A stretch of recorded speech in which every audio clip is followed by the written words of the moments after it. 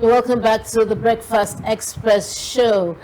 And it's time for our discussion segment. But before we delve into our discussion segment, we'd love to wish the Afenifere leader, Pa Ruben Fashoranti, a steadfast voice for Nigeria's unity, the elder statesman, a happy birthday.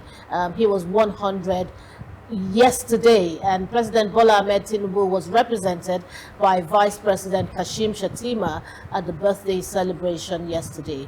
We have a clip for you from the birthday celebration. Please stay tuned and enjoy it. From the day one was born, yet the true measure of life is not found in the counting of years, but in the consecration of those years to a purpose larger than oneself. Many may arrive at the gates of 100 years with little more than the testimony of time. A chosen few live 1,000 lifetimes in one, compressing into a single journey the courage of prophets, the patience of teachers, the sacrifices of patriots, and the dignity of elders. The legend we gather to celebrate today is an eloquent reminder of this miracle. Chief Dr. Ruben Fashoranti stands out because he has been a long-standing witness to history and because he never watched history from the safety of the pavilion. We live in a country where those privileged to serve the people too often end up serving their own interests. When public duty becomes private appetite, the nation is made unsafe for the vulnerable. Has always believed in. His life is a bridge between where we came from and who we must become. For Pa Fashoranti, public service is not a means of personal gain, and leadership is a sacred duty. He represents a generation that believes that character matters, that honor matters, and that power without conscience is dangerous. Your Excellencies, distinguished ladies and gentlemen, Pa Fashoranti has lived through some of the most defining moments in Nigerian history, from pre-colonial to independence, the turbulence of democracy and military autocracy. A house divided against itself cannot stand. Let us put aside differences, forgive one another, and speak with one voice for our people. Unity is our strength, and this unity is our downfall. To my children and grandchildren and great-grandchildren, you are my crowns. I taught you that there is joy in giving, and hard work doesn't kill. Continue on that path. Be truthful, be content, be kind to all. To Ondo State and to Nigeria, we must return to values. Let us teach our children discipline again. Let us reward honesty. Let us love one another, irrespective of tribe or tongue. Nigeria will be great if we put service above self. At 100, my prayer is simple. I pray for peace in our land. I pray for good leaders. I pray for my family. And I pray that when my time comes, I will meet my Creator in peace with a clear conscience. I thank you for your gifts, your prayers, and your presence. May God bless you all, and may He bless.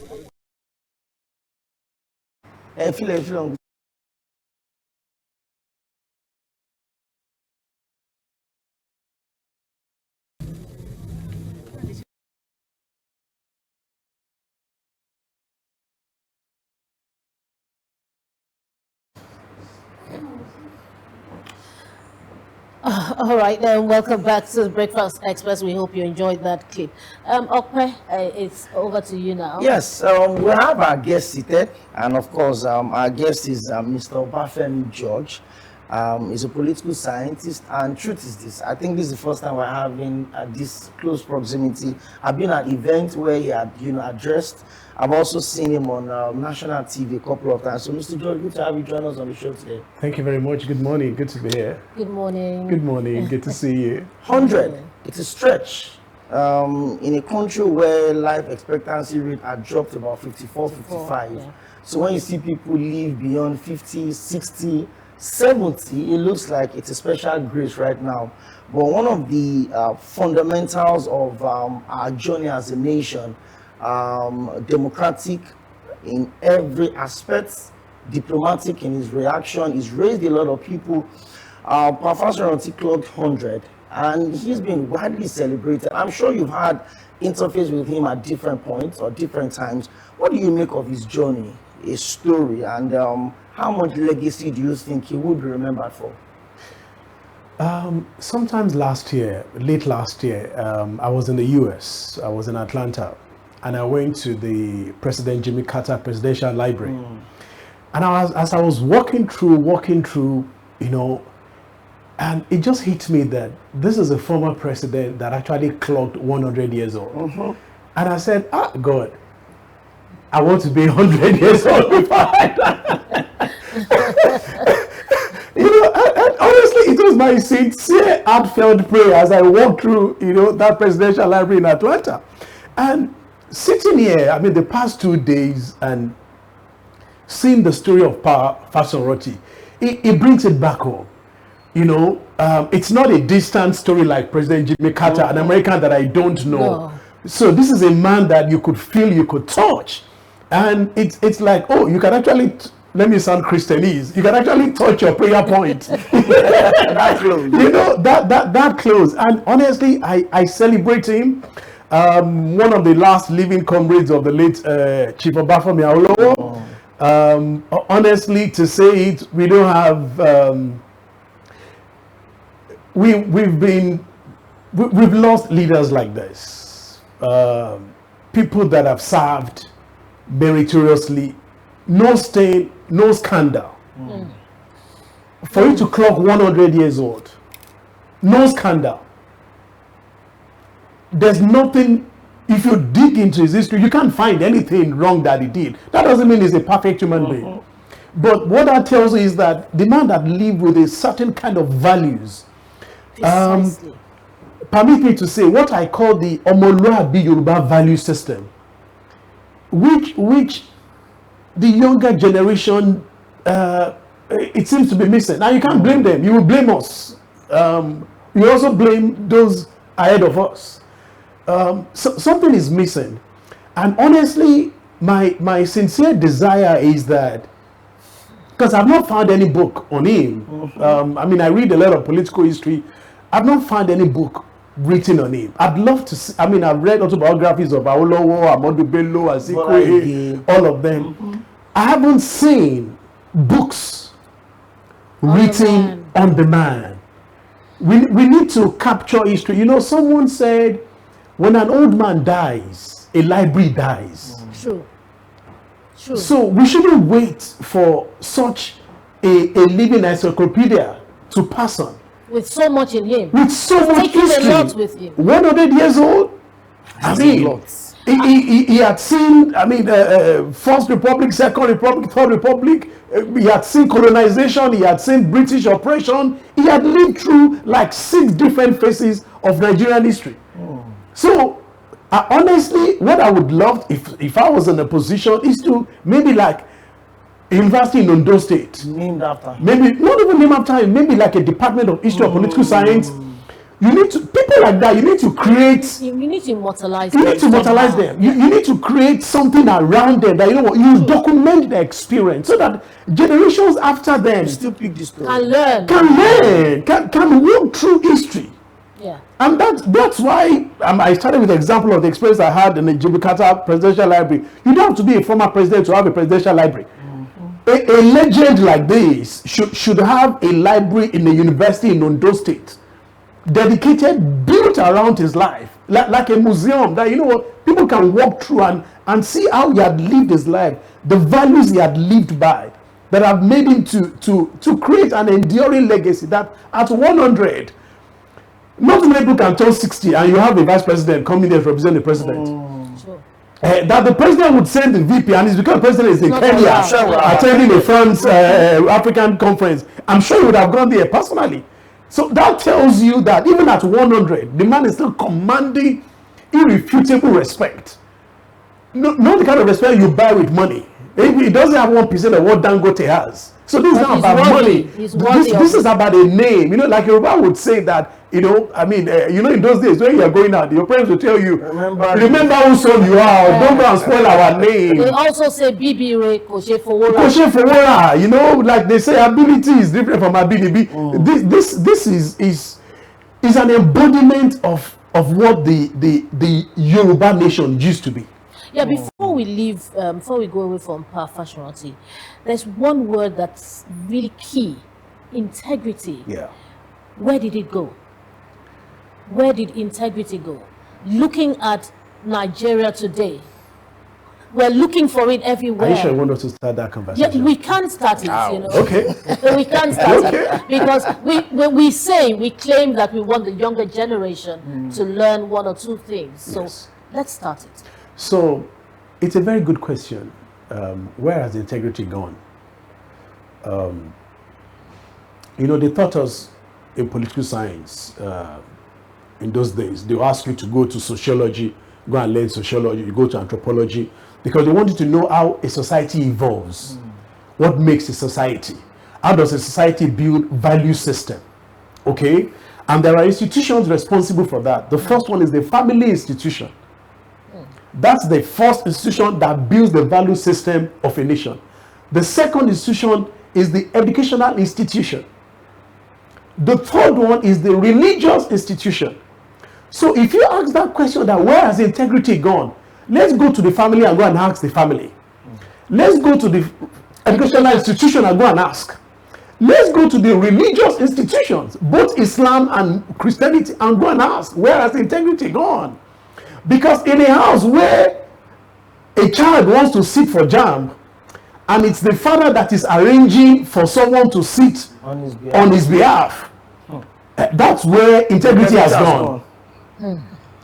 In a house where the child knows what the father is doing for a living officially, and he knows his take-home pay, and yet the father drives a 300 million naira jeep and lives in a 1.2 billion naira house, even though you are telling the child something, but you are showing the child something else, that's where integrity has gone. When you go to the schools and you find lecturers sleeping with a student so that the student can pass, that's where integrity has gone. When you go to churches and mosques and you hear all sorts, when I say all sorts, I don't even want to put anybody on the line. You hear all sorts and you begin to wonder, where in the Quran is that written, or where in the Bible is that written? That's where integrity has gone. So you can't, and we can't now wake up and begin to blame the younger generation. When you go on social media these days, I find it difficult to interface on social media. Where you go, Where are you going to start? where do you want to start? The kind of conversations you have, the kind of, and you're wondering, how did we get here? But like I said, the generation we want to blame, they are our reflection. We've dropped the ball somewhere. Yeah, we did. We certainly did. And you know, I was going to ask you if you performed some mild practices, whether you were watching our program in your car when you were coming, because the sequence is exactly what we talked about. I said there's a lacuna in the Interesting. educational system, and that the Interesting. family, the home, the parents need to step in. That's what we said. I wasn't And- watching. you I know- was in the car you just know- reading, and you I know- wasn't watching. And then Ope also said about the religious bodies, Yep. you know, and so in the same sequence is just a repetition. So we are in agreement. On that note, I rest my case. Okay. All right. I know Mr. Bafemi George, and I know that the moment you ask that question about integrity or conversation around social values, I know how big he is on that. So I'm sure that there will be another space where we focus on issues like that. Yes, sir. How there's that disconnect between a generation that works, a generation that should work, and a generation That that doesn't may see not it work. to work. And that is the fear that we have right now. But let's go a bit political, and then we're going to be looking at the politicization of our security concerns in Nigeria. Nigeria's security crisis has become one of the most defining issues of our time. From Boko Haram and bandits in the north to separatist agitation in the southeast to farmer elder conflict tearing through the Middle Belt. But how much of this is truly a security problem, and how much of it is it a political one? Are the guns and the grievances being managed or manipulated? Join us to unpack this intersection of power and violence in Nigeria is a political scientist, Mr. Obafemi George. Wow, you've been welcomed already. You've actually, joined the conversation. So let's just slide straight into this. It's been over 20 years that we've tried our best to hold on to the fiber of this nation. The Constitution makes it clear that the principal responsibility of every government is to see to the safety first and the welfare of the people. And then you look at the balance that we have right now, the number of Nigerians that have been killed, a number of soldiers that have been killed, innocent people caught in this web. In your view, is Nigeria's security issue a fundamentally is it fundamentally a political failure, a governance failure, or is something deeper that some of us are seeing right now? How did we get to the point where Nigerians cannot travel from point A to point B? Nigerians cannot even sleep in their homes in peace. You go to Benue, you go to Plateau, you go to Zamfara, you go to Borno, people are getting killed on the basis. A security challenge, is it fundamental or is purely political? Mr. George. Thank you once again for having me. So first of all, when we talk about insecurity in Nigeria, especially for those of us in the South that seems to be controlling the media, we just have this blanket, definition of insecurity in Nigeria. Boko Haram, bandits, herdsmen, clashes, and what have you. But it's when you go up north, it's actually different. Insecurity in Northwest is different from what you see in North Central, or the Middle Belt as you call it. It's different from what you see in Northeast. Now, let's take it layer by layer before we now come, because it's good for us to have a good understanding, the background knowledge of where this thing came from and what is actually at the root of these things. Let's take briefly Northwest. Now, Zamfara is the focal point, of insecurity in Northwest. And people just think, the fundamental problem is security in Northwest. It's nothing else but criminality built around illegal mining. That is what is at the foundation of insecurity in Northwest Nigeria. It is about illegal mining that has been going on for decades. What most Nigerians don't know is that what we have inside the ground in Zamfara, in Nasarawa, in parts of Kaduna, in Niger, is more than what we have in the South in terms of crude oil. The deposit of solid minerals, it's enormous. But what has been going on for decades is that it's been an illegal system. And I want to challenge viewers, because at times when I grab these interviews, people say, he's defending the president, he's pro-APC and what have you. Let's just have this conversation to be devoid of that. There's a video online, which any viewers can go and Google right now, by Comrade Adams Oshiomhole, who gave his personal experience in Zamfara when he was chairman of APC and he was sent to go and conduct primaries in Zamfara. And now he could not, because of organized crime around banditry. And to his amazement, he said he found out that the people around these things were retired generals, royal fathers, influential people, using helicopter to drop weapons for bandits, using private jet to emit precious metals out of Nigeria.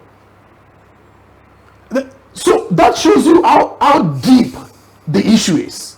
So these are the people funding crime. These are the people funding killings.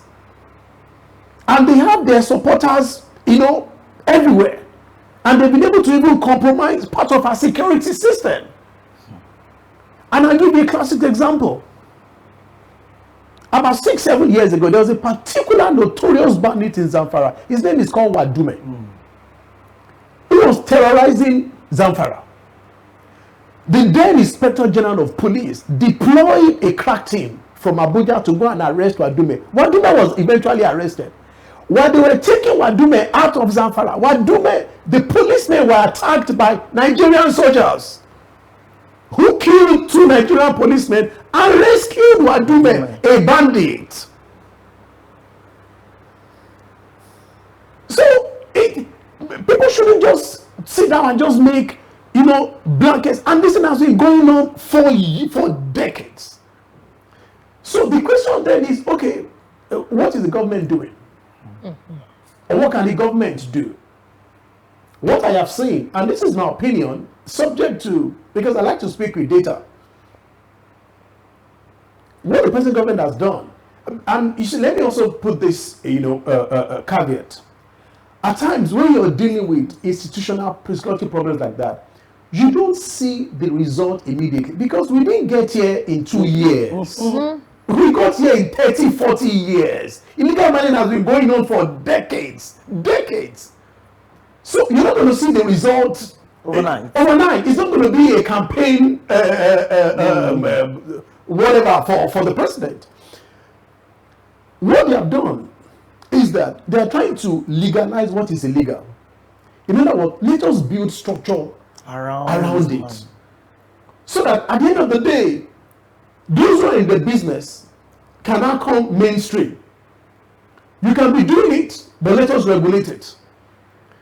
Let there be royalties, let there be taxes, let the community benefit, so that the criminality around it would reduce. As at the last time that I checked, I realized that the Ministry of Solid Minerals, under the leadership of Mr. Delelake, they've established 250 cooperatives. And those cooperatives, what the cooperatives have done is that they have now brought in illegal miners, artisanal miners, into those cooperatives. In other words, whatever you are doing illegally, start doing it legally. They've been issuing licenses to foreign investors. As a matter of fact, late last year, a factory was commissioned in Nasarawa State, a lithium factory, $600 million factory, to be processing lithium and exporting lithium from Nasarawa State, with an installed capacity of 6,000 tons per day. And that was the third factory to be opened in less than 3 years in Nasarawa. Now people can ask, well, what has that got to do with insecurity? A lot. Because what that means is that if a factory or 3 factories have been commissioned, opened, legally, that could process collectively up to like 10,000 tons of lithium per day. What that means is that prior to that time, people that have been doing that for decades illegally will no longer be doing that. So you are reducing the criminality around that space. And you'll ask yourself, what people have been making those kind of money? Because in the global market, 1 ton of lithium is $20,340. 1 ton. $20,340. Now multiply that by 10,000 tons. That's like $243 million. So you can see why that illegality has been so resilient. Because let's even assume that the legal miners were mining just 1,000 tons, even just 500, even just 100 tons. That's $20 million, or maybe $2 million. If one man is making $2 million, then you can afford to buy ammunition. You can afford to bribe anybody to continue that illegality. Well, so the thing is that, we had an idea, as to what is going on. But, we didn't have the in-depth knowledge. And, okay, I hope you're a bit satisfied, because there are some questions that we have been asking on the program that Mr. George is offering, answers to. But having said that, Mr. George, I accept that, and from what you're saying, I accept that the government is doing something about it. They're trying to build structures so that they can curb the insecurity, the illegal Illegality mining. around mining, yeah. Yes. Okay. While they are doing that, can they help us?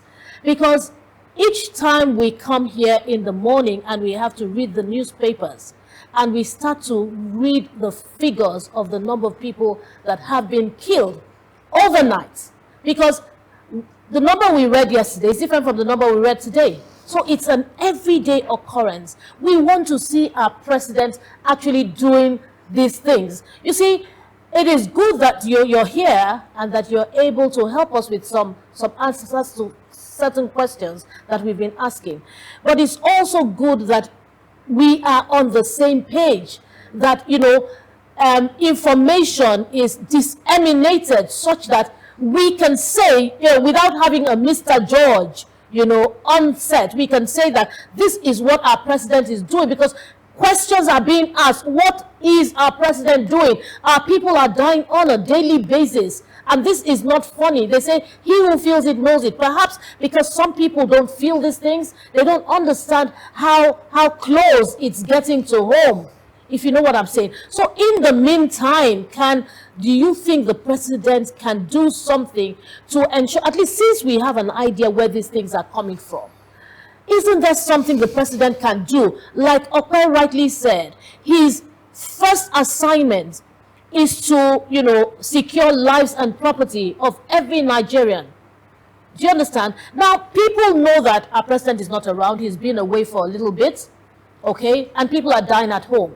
Nobody's going to want to know what he's doing out there, whether he's there on behalf of Nigeria or whether he's there on his own personal visit or whatever. Nobody's interested. What they're interested in is that the numbers are on the increase. So I'm thinking, and I don't know what you think, that the president should do something. He should just issue the statements. I mean, after he went to Jos, the numbers have even increased. And he made a promise. So these are the things that people are likely to judge our president by. Because you seem to speak, from a knowledgeable standpoint. And that's why I'm throwing this question to you. Don't you think he should be doing something on the side to ensure that Nigerians' lives and property are safe while he's creating structures? So you've touched on 2-3 things. I like the fact that you started from the angle of the Constitution. Because see, we are who we are. We are sitting here based on one document, the 1999 Constitution. Sure. That's what makes Nigeria, Nigeria. And I'm glad that that's where you started from. Now, people are saying that, oh, what is the president doing?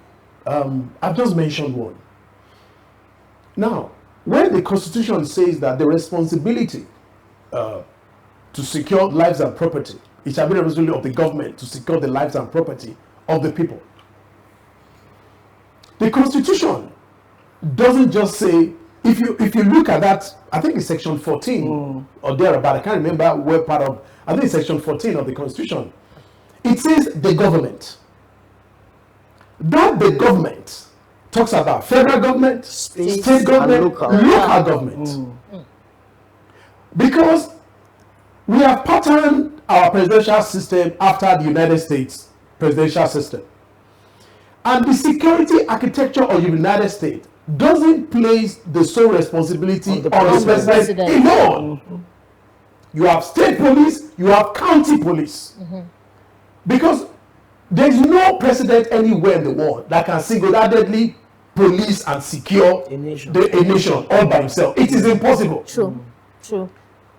You see, one of the things that breaks my heart is that we have politicized the security issue in Nigeria.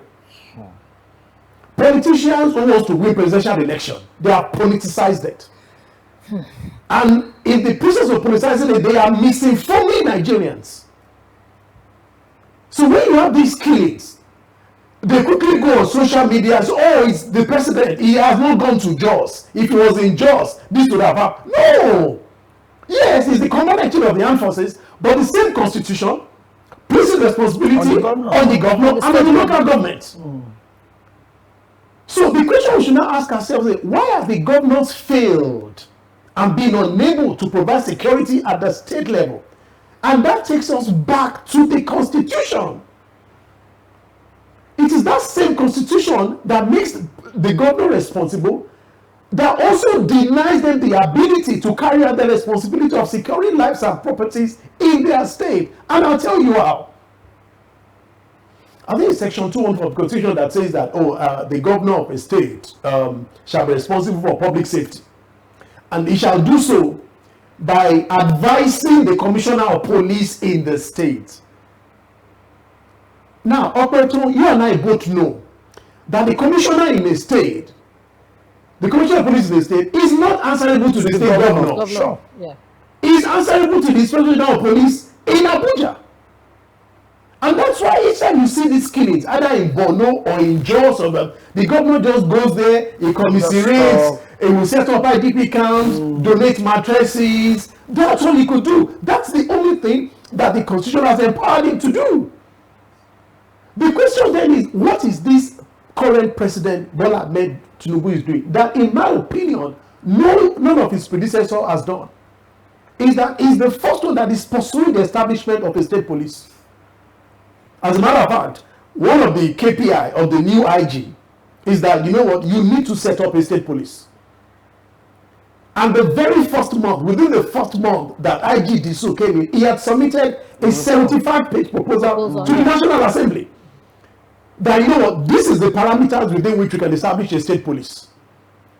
Because the president knows that that is one of the ways that we can curb this insecurity once and for all.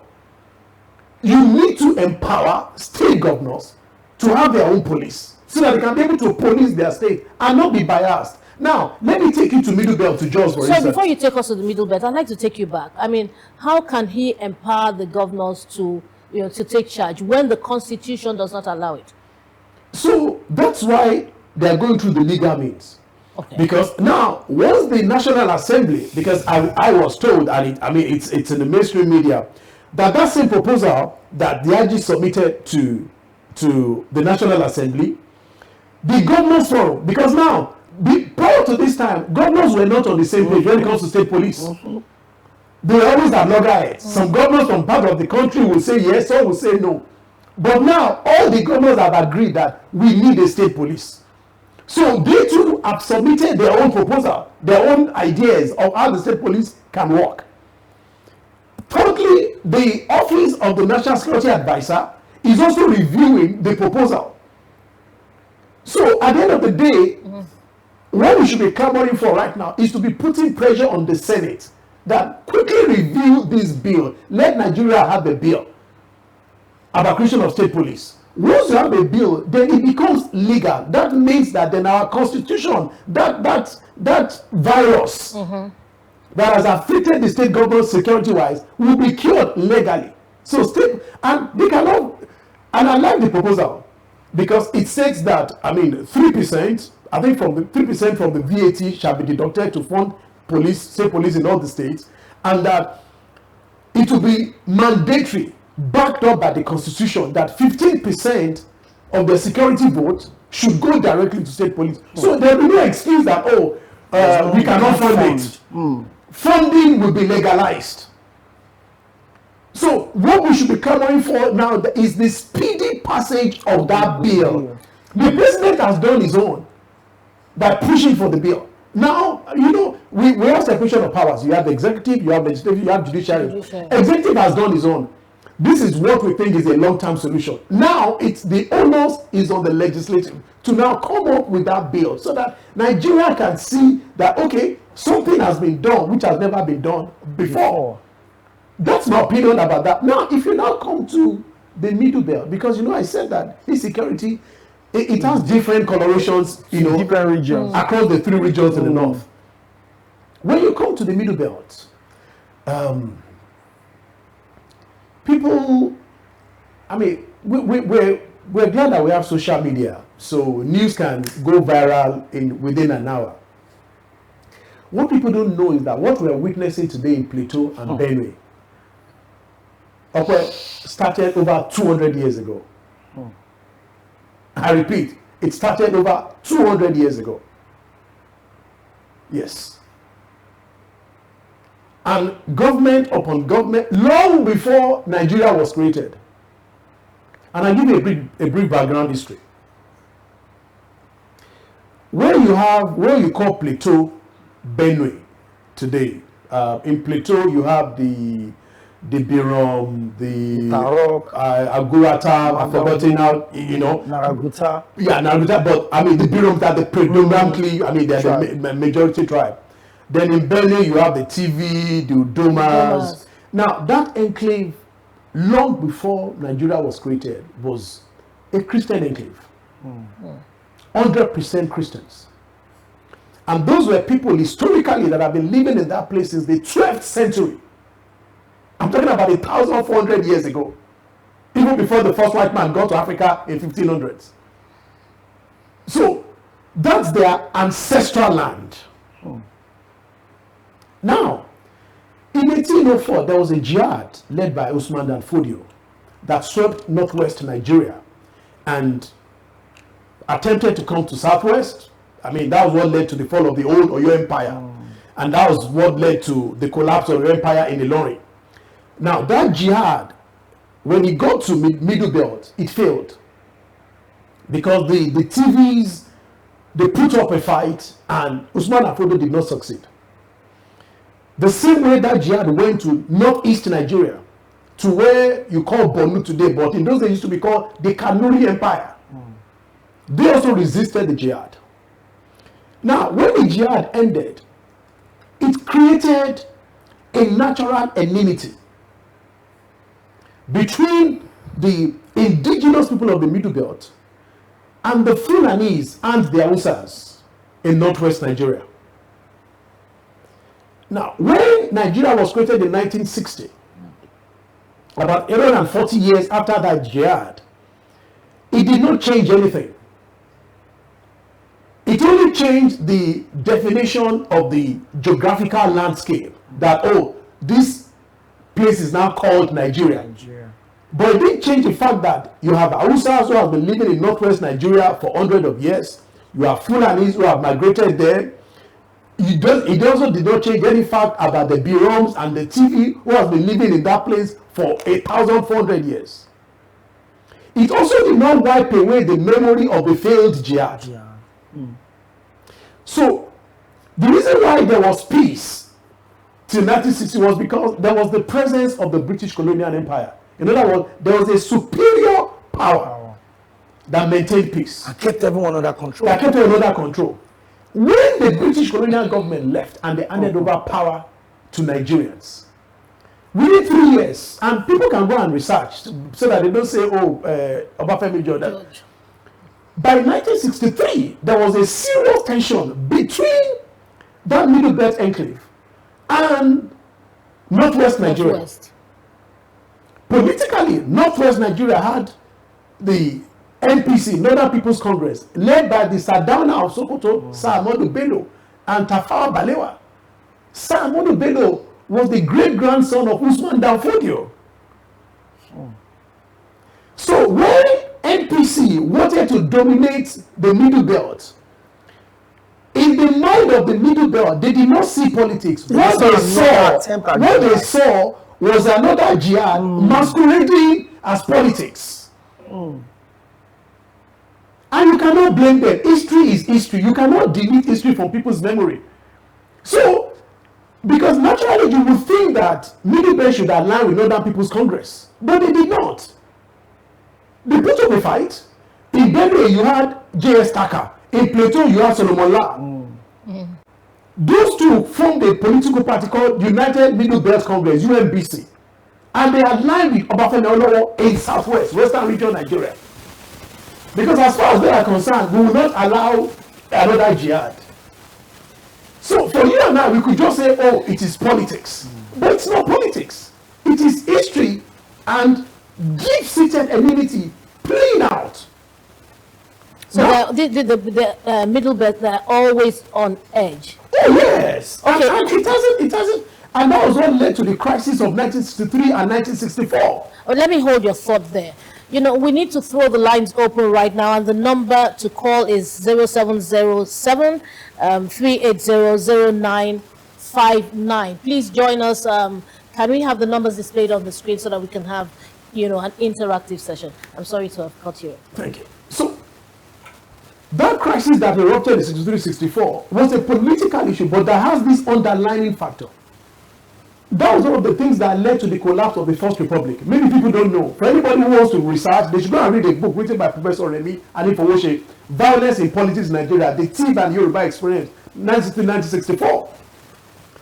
Now, when that crisis erupted and it consumed the First Republic, that was why when General Yakubu Gowon took over in 1967, he was the one that created Plateau Benue State. In other words, let's separate this enclave from the north, just to give a semblance of peace. Now, that enclave enjoyed peace until, again, 1994.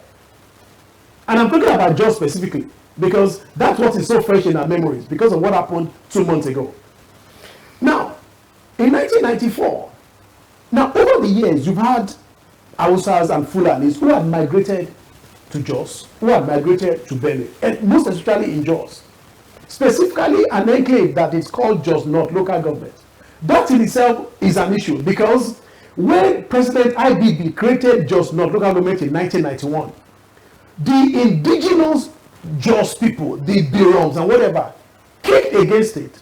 And he said, no, that what you've done is that you've legally taken our land and carved it out and given it to Hausas and Fulanis who are settlers and not indigenous people.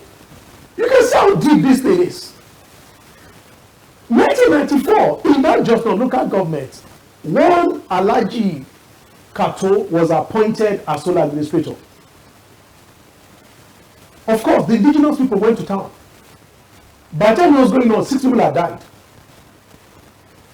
That was the first time Jos witnessed killings. 2001, same Jos North local government. There was one Alhaji Mukhtar that was appointed as coordinator of NAPEP. And the indigenous people said, no. Because in their mind, historically, history is playing itself. history was playing out. It's itself. So what they are saying was not, oh, they just appointed a Nigerian as administrator of NAPEP. No, what they are saying is that, this is jihad. They are taking our land. In 2001 alone, that crisis led to 350 people being killed in Jos. True. 350. 2002, a year after, 750 people were killed. 2004, 1,000 people were killed. It was so bad that President Obasanjo had to Declare state of emergency. remove Joshua Gari as governor and put a military man there just to calm things down. Now, the question then is, why does this thing keep reoccurring? Over the past 30 years, you've had 3 panel of inquiries in Jos. You had the Justice Veresema 1994. You had Justice Nikitobi 2001. You have Justice Bola Ajibola 2009. Now, those reports were not really made public, but some excerpts were made public. And for all of them, what they kept saying was that there was no justice. As a matter of fact, the 2001 genocide that happened, when the commissioner of police then, who later became IG, Alhaji Abubakar, faced the panel of inquiry, they said he was complicit. That because he knew that something was about to erupt, And he didn't take action. but that he took sides. That if he hadn't taken sides, that crisis of 2001 would have been averted. But that because he's a Muslim and he's a Fulani, that he took sides with the Muslims. That as a matter of fact, that report says that when the crisis started, he posted policemen to go and protect mosques, and he left the churches vulnerable. So when you see things like that, that's what breeds revenge.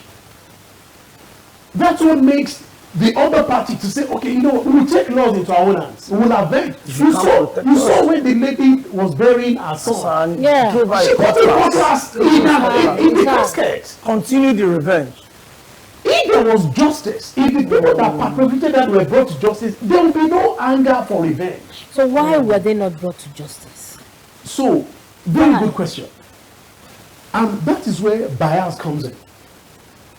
And that's where I'm taking us to. You see, for us as Nigerians, all of us, we need to have one of the most difficult conversations. Because if we don't, 10 years from now, God forbid, another set of people, another president, another political party will be in, and we'll still be discussing this issue. The same has been in existence for 40 years. Now, what is that difficult conversation? We need to define who is an indigene, who is a settler. We need to agree, how do we want to live together as Nigerians? Because if we don't, because you see, for us as Africans, it's not peculiar to Nigeria, it's not peculiar to Jos alone. It's the same issue that created the Aguleri-Umudere crisis. It's the same issue that created the Tiv Jukun crisis in Taraba. It's all over. We don't see land as a piece of property for us as Africans. Our ancestral land is a custodian of our history. It's a custodian of our culture. So when someone you don't consider an indigenous person comes and is taking over your land, there's a way Africans react to it.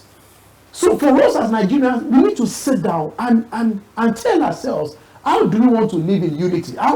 So what will be your right if you are not a native-born Lagosian? Because we are pretending. And that's what is causing the killing in Benue, in Jos. So, Mr. George, I'm going to take you up on this one. We're coming back to Nigerians. Nigerians have to find the solution. Nigerians have to know who are the original, the original people, who are the settlers and all of that. And in 2 minutes or 3 minutes, I'd like you to answer this question. Yes, we know that the governors really don't have, what it takes to take decisions or take actions concerning, issues like this. We also accept that the president is not going to be able to do it on his own. He has foot soldiers. He has delegated to who need to handle these things. But listen, Mr. George, if Nigeria fails today, President Bola Ahmed Tinubu has failed. Some people say he is a master strategist. He's able to strategize. He's able to come up with all sorts of solutions to all sorts of problems. That's some people have that school of thought, and I think I'm one of them. I don't expect that the president will sit down in this kind of chaos that's going on in Nigeria, and we say that we, the people, have to find the solution. I think that's a very long process, and it's not something we can do today. How do we stop these killings? Mr. President can stay on his seat. He can be in Kenya and pick up the phone and give instructions to certain people and say, these things must stop. But some people believe that it is too hot for the president to handle, that it has been politically motivated. And so the president, even the president in all his might and power and everything, cannot take certain decisions that he should take, really. Because he's not going to sit down and say, oh, it's the governor that's supposed to have done it, it's the local government chairman that's supposed to have done it, it's the people that are supposed to have done it on their own. The president should be able to take a stand so that Nigeria remains one country. So if you remember, I told you earlier, I said solutions like this, they don't happen overnight. A problem that has been existing for 30, 40, 50, 200 years, it's not going to go away in 3 years. Let's start from there. And let's depart from that ideology that, oh, the president has a magic wand, he will just swing like this, and you know what? Overnight, this country will just go up. No! It's not going to happen overnight. Because the problem didn't come overnight. And the solutions being put in place, the impact also will not be felt overnight. Because as you have the political angle, you have the poverty angle, you have the illiteracy angle to these things.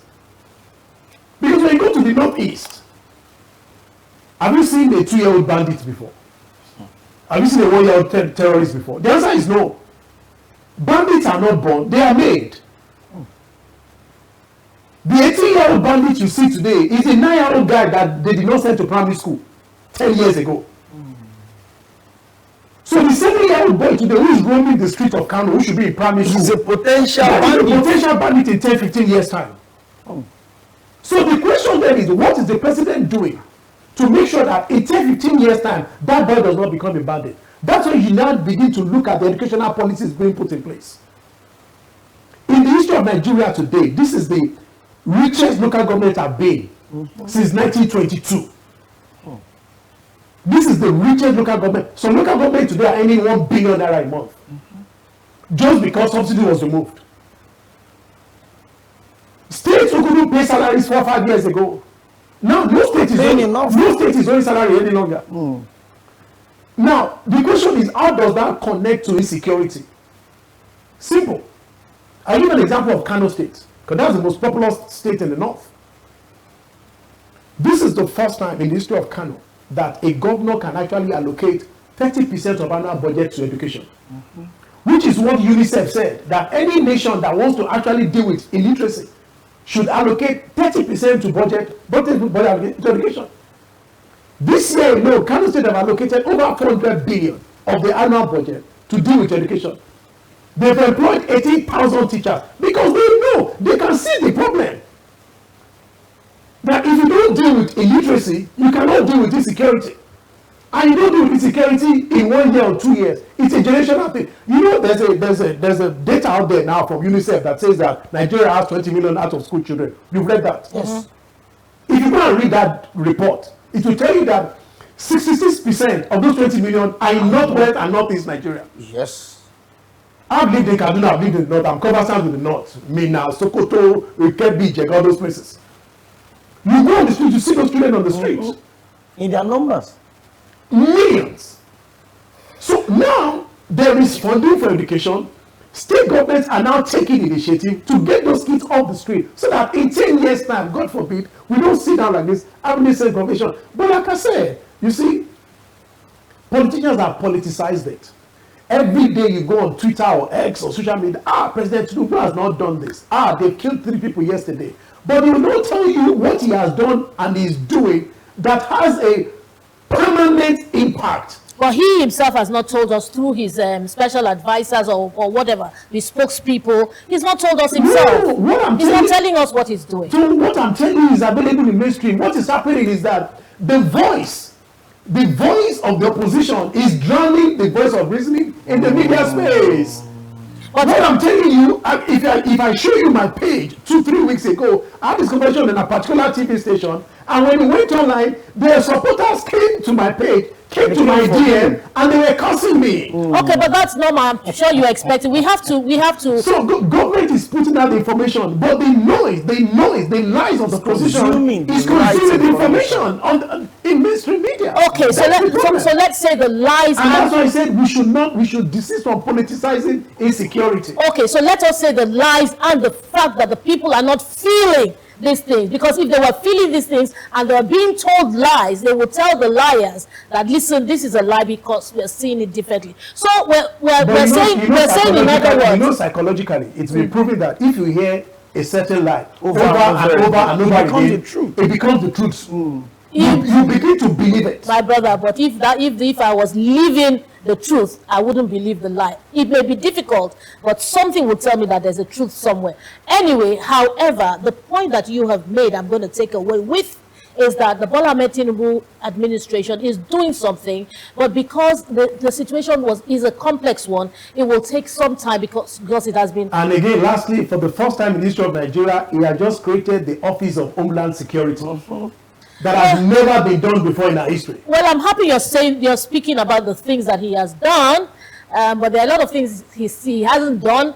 There's a lot of things he may never do, you know. And I'm not against him. I'm only trying to ensure that we get the very best. I'm pro nobody. All right. I wish we had more time. We don't have enough time. We have to round up now. Why? Why do we have to round up now? Why?